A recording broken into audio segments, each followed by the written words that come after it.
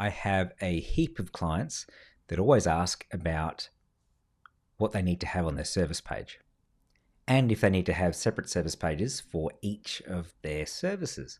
Now, depending on how many services you've got, that's going to be a different question, or different answer rather, for each client. So let's say you've got half a dozen services and then you put that to me. I would absolutely have it on a separate service page for each of those services. If I had two, maybe, but generally speaking, I like to have a different service page for each service. The reason being is that we don't want to confuse any of our Google or Bing indexing bots that come through. So if we've got a web design, a lead generation service, IT support, like I'm about to show you, make sure you sort of put those onto separate pages. We could have a service page that as an umbrella over the top. Doesn't always have to be that way. But what I'd like to do is show you quickly how I would structure a service page for a service-based business. If you're selling products, totally different thing. But I'd like to show you what I've kind of recommended to clients in the past, and it's worked out pretty well. Okay, so we're going to head over to the screen here. Now, we've got a basic sitemap tool here. I like to use Reloom.io. So shout out to those guys. They do a great job. We've got a basic website structure here. Okay, so if we zoom out here, you'll get a better idea of how all of this works. We've got our home. We've got about, services, contact, blog, an article layout. And then we've got below that, we've got each of our services. So not all service pages all need to be the same length. If you specialize in something, you're naturally going to have more information on that. But this is how I've sort of worked it out for this particular example. Now that's our sitemap. If we click on wireframe at the top here, it's going to load up a low fidelity design layout of our sitemap, which is fantastic. Okay, so if we go over to our social media consultant, which is the one I've kind of done a little bit of work on, we're going to go through each section quickly just to show you an example of what I think you should probably do. Okay, this is kind of not set in stone depending on your business, but it could be different components of this. Maybe some things are omitted because they're not relevant to you. Maybe some extra information needs to be in there. So that will be for you to work out. If you've got questions, ask them in the comments. I'm happy to reply. So starting off, we've got our hero section. Every page needs to have it. We can't decide on where Google's or Bing is going to push that traffic to. So if we spend all of our love and attention on the home page, but we don't have it on each service page, what happens if they do land on our social media consulting page instead? So we need to allow for that to treat each page almost like a landing page, right? So if I was coming in from an ad and I landed on a page that didn't have the same amount of love as some of the other pages, that wouldn't be a great experience. So the conversion opportunity for a visitor probably would be less. So let's have a look at the social media page that we've got for consulting. I've got a hero section here. Pretty simple. We've got a heading, a bit of a blurb about what we do, and then some call to action buttons in it and an image or a video. Okay, so it's pretty standard fare. Layouts will be dependent on what the rest of your pages, websites set up as. So we have our section here with social media consulting, a bit of an explainer of what we do in the heading, and then in the subheading, a bit of explainer about how we do that. Okay, or what our specific customer base is. We aimed at, what's our demographic. And then below that, we've got a call to action. So I like to get them either into that next stage. So if it was to sign up for a 15-minute free consultation, I'd like to lead with that because that's where I want to get them all the time. If not, I might have a scroll further down link, or to some other service, maybe our full service page. It just depends on what your industry is. And below that, we have little sound bites, basically what we want people to read straight away. Okay, so if I'm selling service, social media consulting, straight away, we want to have some of the features of what people are going to get, right? They're going to get, it's going to be a clear, easy process to follow. You're not going to waste all your time on social media, and you're going to spend more time on growing your business and your client base. So that's kind of what I want to get out of the gate to people quickly, right? So that's kind of our hero section. Sometimes these are incorporated into one. This particular layout, we've just separated it out. This here might be a different color just to kind of break it up a little bit. Maybe we don't have any follow-up text. We don't need it. Maybe there's an icon. There's all sorts of things you can do. So following that, then we go into our service introduction or our value prop, like what makes us different in how we provide our service. So again, layouts are dependent on what you want. And we always want to have as many images as we can in our site. To sort of help sell that story. Now, after that, we go straight into customer testimonials. So if you've only got 3, if you've only got 2 or 1, then go with that, okay? But it's important to have that up the top because it's already showing you, especially for a service-based business, that people have used you and they really like your service already, okay? So try not to create these, to make them up. They just tend to come across that way. So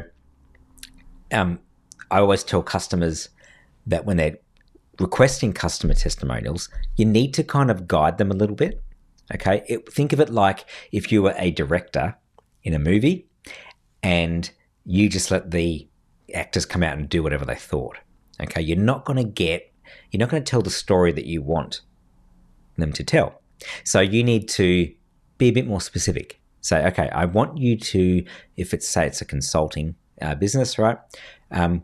We want a bit of the before, a bit of the process if we can, and a bit of the after. And I've actually had some customers where we actually craft a bit of a testimonial in their voice and say, hey, look, here's kind of what we would like you to say. Would you mind either adjusting it, what we've got, or rewriting it to allow for your experience? And then if you're happy for us to use that, please let us use it on the website. Obviously, then they can add their own to Facebook and Google, everywhere else, right? But sometimes you just need to guide them a little bit. And certainly if the customer testimonial isn't relevant to the service that it's on, do not include it. It doesn't make sense. It's not going to help you. If you don't have any at all, that can be omitted. But it's a pretty important thing to sort of get started. So if I was starting a business today, and I didn't have, I was trying to get some clients, I would even look at giving away some free services to be able to get some customer testimonials under my belt. Okay, so below customer testimonials, then we're going to get into the features and the benefits of our service. So we're going to talk about, what particular features and benefits that we have within that service. So depending on what it is, this could go for a little bit longer, or it could be less information. It could only be one little section. It could be just a particular layout of columns of stuff that we provide. Okay, it doesn't have to be long, but it needs to get to the point. And think of it like a salesperson. It's got to sell. Why should I pick you out of this service when I could pick lots of other people? So, think of it along those terms, okay? How are you going to get that message across to people? Okay, so a couple of those. Then we've got a how it works section, which is a step process. So if I'm dealing with, say me, right? I'm gonna deal with Lee. I'm gonna get Lee as a consultant. What's the general process? What are the steps, right? So I like to have steps to be like 1, 2, 3. Probably, between 3 and 5. Too many steps, you kind of lose track of it. So if the steps are, book a free consultation, get the quote, we implement whatever it is that you're working on, and then you're going to end up with more customers. That's my 3-step process. That's what I want. Okay. So anything more complicated, unless you need it, that's okay. Say, for example, you were a doctor and there was a couple of extra steps in there that might help calm people on what they need to do, and it explains things a bit better, then by all means add it. If it's going to help convert people, that's what we are concerned about, really. Okay, so we keep it simple if we can. Below that, image gallery. This could be an image gallery. It could be a case study gallery. It could be all sorts of things, depending on what you do, what you offer. Could be, if you don't have those and it's more of a you're more of a consultant and you rely heavily more on testimonials, maybe you have another testimonial section. Maybe you have a spotlight of a case study of a particular person that you've dealt with, or a client you've dealt with, and you can go into a bit more detail on what the type of work that was done, before and after, some of that sort of information, maybe some images if it makes sense to go along with it, or it can be omitted completely if it doesn't make sense.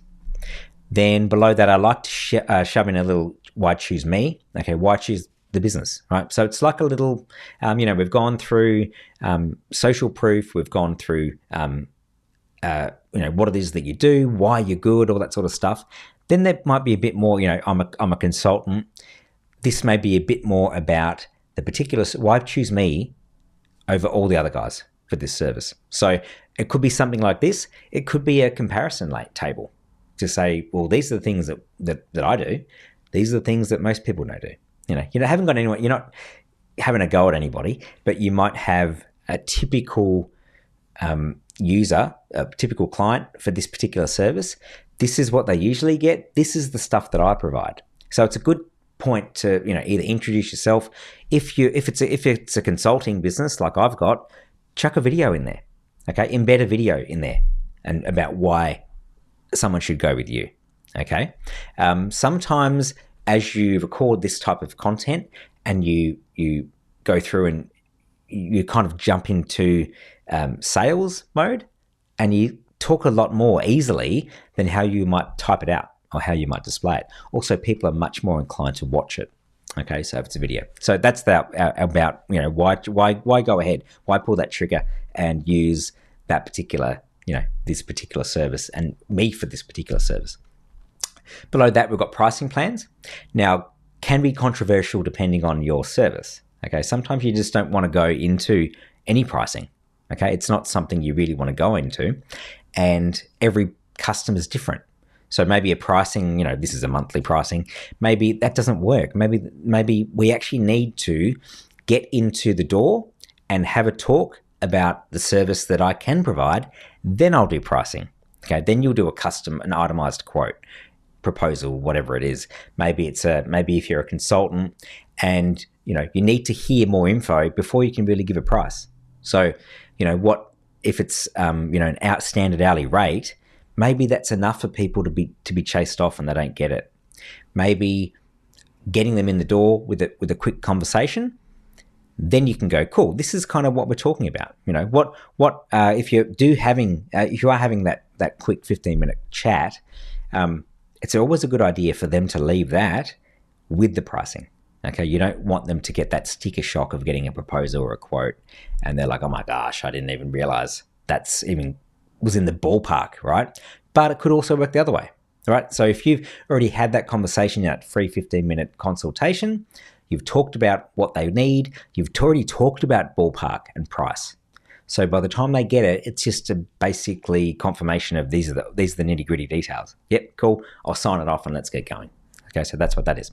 So if you've got an hourly rate, if it's a monthly plan, if it's any of those sorts of things, we can, maybe it's a website starting from $1,000. Place to put it is right there.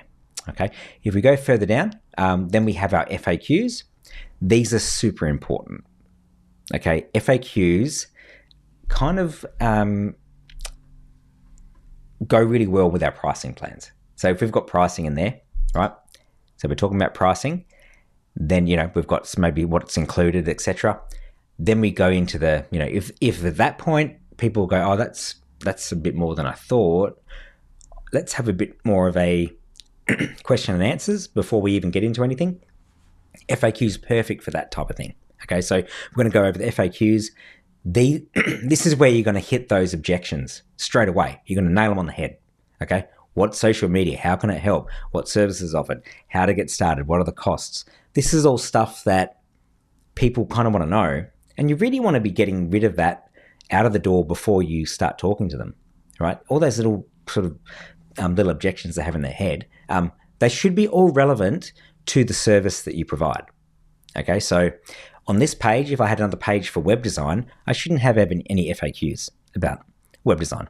Okay, it should always be pertinent to the particular service page that it's sitting on. Okay, and then beyond that, we might have, if we do have a blog section, again, same rules as the FAQ. These should only be posts about that particular service. So if it's about social media, because this is my social media page, that's all I should see on here. Okay, I can always click through and read more.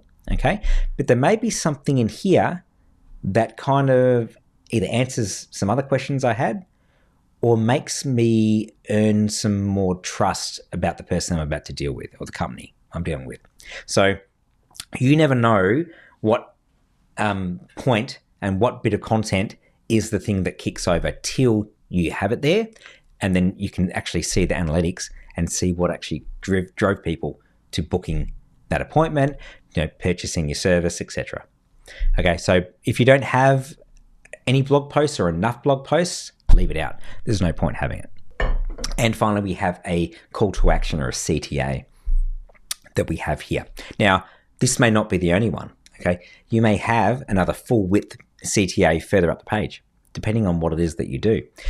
As you see in what we've kind of got here, if we scroll through, I'll quickly go over the CTA before we do that. So the CTA we have here is really a way to get them to that next step.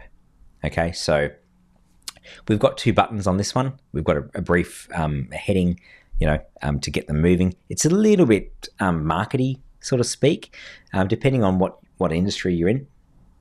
That might be slightly different.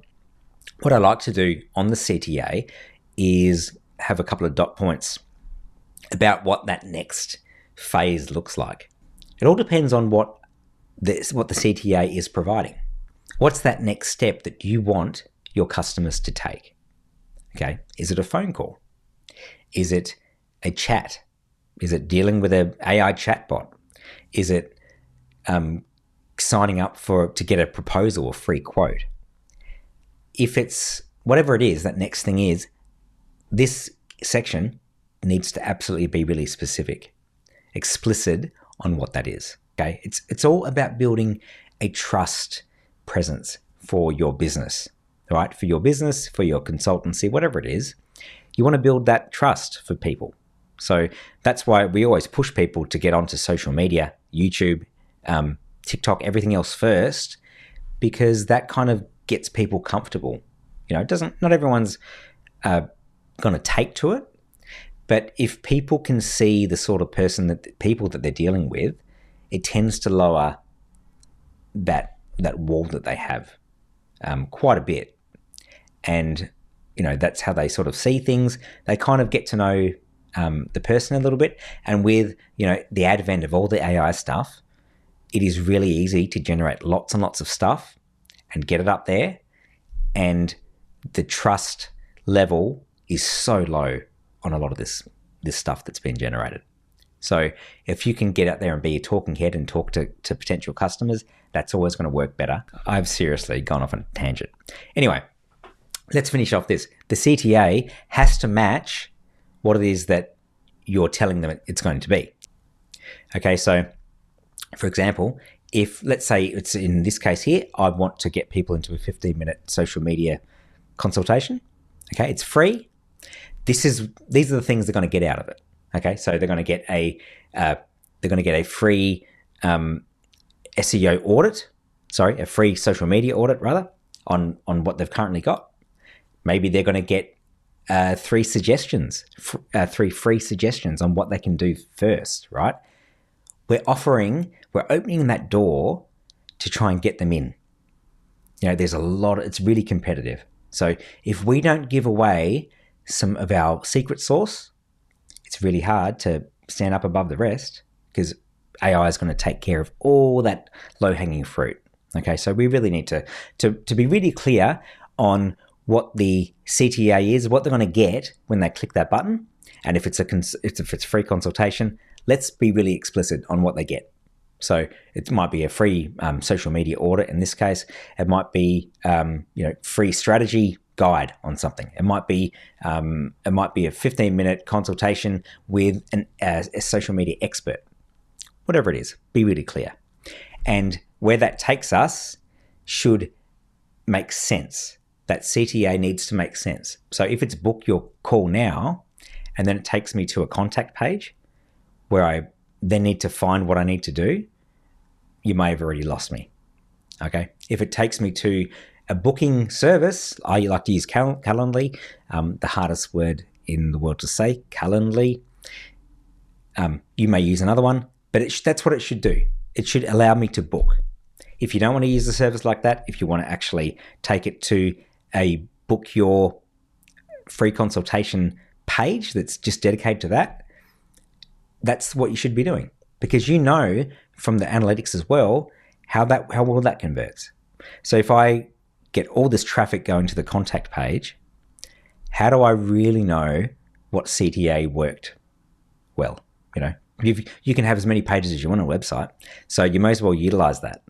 Use the tools that you've got, which is your website. You can control all of that. Out on social media, in the social media world, you can't change any of that. You can't control a lot of that stuff.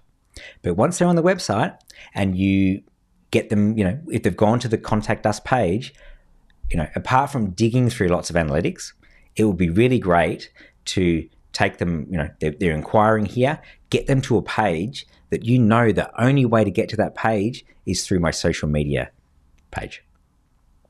That means so much more to me than I've got, X amount of leads from the website. I know, cool, I've actually seen where they've gone when they clicked on a particular service page, because we're tracking that particular form to book the meeting. So over to you guys. What do you think about a page structure like this for our service page for a small business, medium, large? Doesn't matter. What do you think? Do you think this would convert okay? Do you think there's some stuff that's missing, or do you think it's too long? Let me know in the comments. If you've liked this video, please like it. If I brought any kind of value to it. If you'd like to subscribe to my videos, please go ahead and do that as well. If you've got any questions, leave them in the comments section. I'd love to be able to help out. So we'll see you next time.